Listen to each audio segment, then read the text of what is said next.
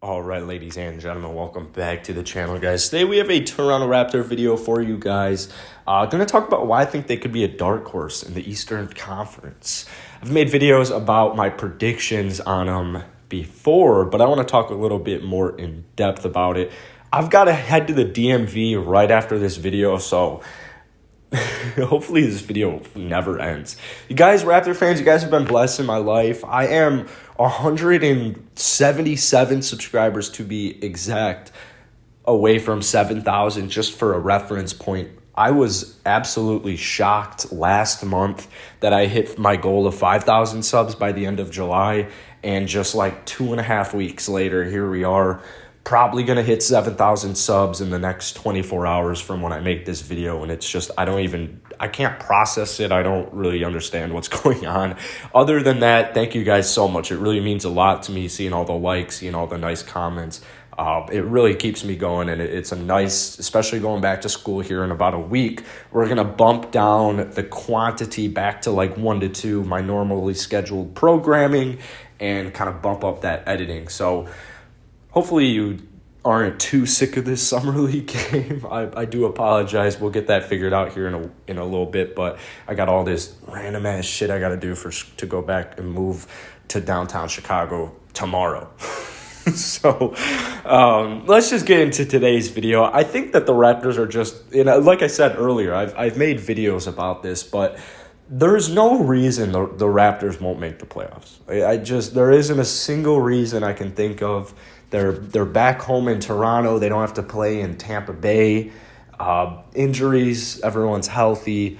COVID isn't as prevalent. It doesn't appear, or at least it doesn't appear to be. Well, that's actually not really that true. But the good news is it's probably mostly people who aren't vaccinated. Hopefully basketball players are vaccinated. I don't want to try and even get a little political with this. So hopefully there's no COVID issues next season for the Raptors, and honestly just for the whole NBA. So you're looking at a really good 10, 11-man rotation. I'm not quite sure how many players they'll roll with, but it's looking like this. Fred VanVleet, Gary Trent Jr., OG, Pascal, and Khem Birch.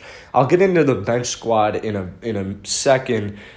What an upgrade. First off, I haven't talked about Aaron Baines once in any of my Raptor videos, and I think, well, obviously Raptor fans aren't big fans of Aaron Baines, but at the same time they might be because he kind of helped them get that 4th pick in the draft. But Aaron Baines is no longer there, so you got Khem Birch at number 5. Oh, I really like Khem Birch at the number 5 position, or at the center position starting. I like his contract. I like all these Raptors guys' contract. They all can be traded. None of the low, except maybe Goran Dragic. Every contract is fairly easy to trade. Khem Birch on a nice low-risk, high-reward type of deal. I don't know how long Khem Birch will remain the starting center, to be quite honest with you. I don't know if this is kind of like their plan for this next year, and then they're going to shoot higher, maybe like a Joel Embiid-esque player, like a Karl Anthony Towns. I don't know if that's what they're going to do, or if they're hoping Freddie hasn't been cut yet. Maybe they'll go with Precious Achiuwa to start in the next 2-3 years. Maybe that's more of their plan. But right now, they're really just going with a lot of versatile defenders, guys who can guard multiple different positions. And with Khem Birch only being 6'8", he's got a big wingspan. He's versatile, quick feet. Just like Precious Achiuwa, he can guard multiple positions. And that's something that they actually mentioned, the Raptors team actually mentioned they want to start doing more of, is they want their big men to be able to guard, just switch easily on a pick and roll, because they want that opposing team, they want that opposing guard to be uncomfortable, be like, what the hell is going on? I got a guy with a 7'3" wingspan locking me up right now. What is going on? So it's a cool approach. So Khem Birch, I like it. Low risk, high reward. The reason I mentioned the starting lineup actually is because I wanted to talk about Gary Trent Jr. And it goes back to the Raptors defense. Is a lot of players on this Raptors defense could be the best defender on their team, right? Freddie Barnes, best defender on Florida State. Gary Trent Jr., best defender for the Portland Trail Blazers in the bubble. It's Portland Trail Blazers, and they're not very good on defense. But still, OG. He's that guy for the Raptors. So there's just a bunch of different defenders on this team that can lock anybody up. And I haven't mentioned the Gary Trent Jr. signing enough for some reason. That was a really good extension. That Gary Trent Jr. extension, whether or not, we'll see. We'll determine if Scotty Barnes can come in and contribute to wins right away. I'm not quite sure yet. I don't know if he'll be able to do that right away, or if he'll even be able to do that at a consistent rate this season. All I know is whether or not they're finishing their games with Gary Trent Jr., OG, or Scotty Barnes, they're in good hands. They're in really good hands. Gary Trent Jr. really came alive last year. He got his extension. He got his bread.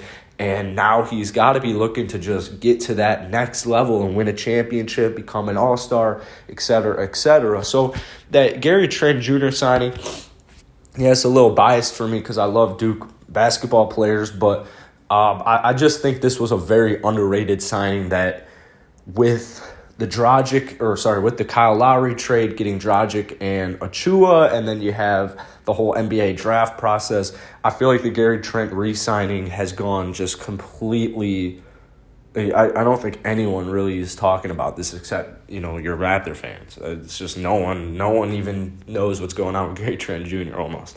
And with OG, I'm gonna retouch on this. I think OG's might average 25 points per game with Pascal out for the first, 2 weeks, 3 weeks. I think it's like 10 to 14 games. I wouldn't be surprised if OG drops 25 points per game. I just wouldn't be surprised. I think he is going to have a great year. Let's talk about the bench.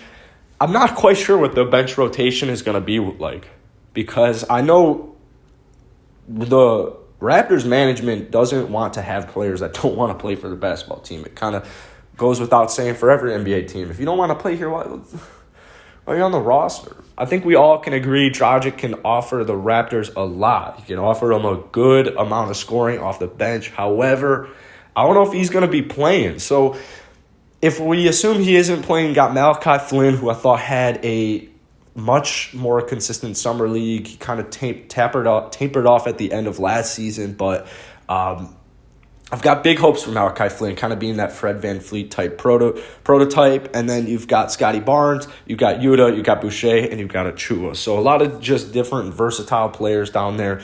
Who knows if Dragic's going to be in that rotation? My guess is no. Moses Brown, they could trade him for Moses Brown. They could trade him for like Jalen Brunson and Dwight Powell to make the salaries match. I don't know what they'll do. I don't think Moses Brown would get the deal done anyways. I think that they would have to, not quite sure what Moses Brown's salary is, but unless he just got re-signed, I don't believe he makes $19 million a year. So the Moses Brown, Dragic situation, actually, I shouldn't even be saying that because I'm not 100% sure what the Dallas Mavericks salary cap situation's looking right now. They might just be able to do that trade straight up. That's going to be it for today, though. I think this Toronto Raptor team is a dark horse, and I think that they'll be like a 4 or 5 seed in the East. I mentioned it yesterday. I think 5th seed in the East, get past the first round, and that's going to be a massive success for them next year. Try and get to the Eastern Conference Finals, try and get to the NBA Finals, just keep building. The way they're building this roster is if they get one superstar free agent, this team out of nowhere for like casual basketball fans, they're an immediate contender. If they were to land a guy like Karl Anthony Towns, you're going to have people thinking the Raptors might make the finals again. Also, I just learned Gilbert Arenas said the Raptors ring didn't count. What the fuck? Jesus Christ, dude. Figure it out. That's it for today, man. So hit that like button. Hit that sub button. 177 subs away from 7,000. Thank you guys so much. That's it for today. Peace. God, I got to go to the